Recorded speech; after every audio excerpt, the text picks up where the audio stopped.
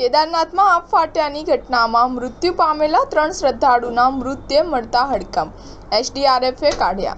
કેદારનાથ યાત્રાના માર્ગ પર લિંચોલીમાં કાટમાળ નીચે દટાયેલા 3 મૃતદેહ મળી આવ્યા છે.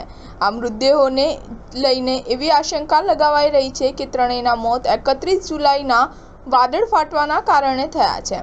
એસડીઆરએફની ટીમ ઘટના સ્થળે પહોંચી અને ત્રણેયના મૃતદેહ બહાર કઢાયા હતા. આ વર્ષે ચોમાસાની ઋતુમાં દેશમાં અનેક વિસ્તારોમાં ભારે વરસાદને પગલે ભૂસ્ખલનની ઘટના બની છે, જેમાં વાયનાડ અને કેદારનાથમાં ભારે તારાજી સર્જી છે. ત્યારે ગુરુવારે કેટલાક શ્રમિકોએ કાટમાળ નીચે દટાયેલા કેટલાક મૃતદેહને એસડીઆરએફને જાણ કરી હતી.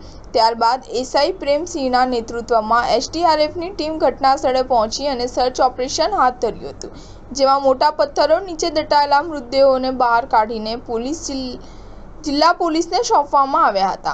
જિલ્લા પોલીસ દ્વારા મૃતદેહોની ઓળખની કાર્યવાહી હાથ ધરવામાં આવી છે. નોંધનીય છે કે 31મી જુલાઈની રાત્રે ભારે વરસાદના કારણે કેદારનાથ પદયાત્રાના માર્ગની 13 જગ્યાએ ભારે નુકસાન થયું હતું.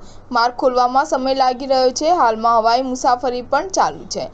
ભીમબલી અને લિંચોલી વચ્ચે ભારે વરસાદને કારણે ગૌરીકુંડ અને રામબાડા વચ્ચેના માર્ગોને સૌથી વધુ નુકસાન થયું હતું.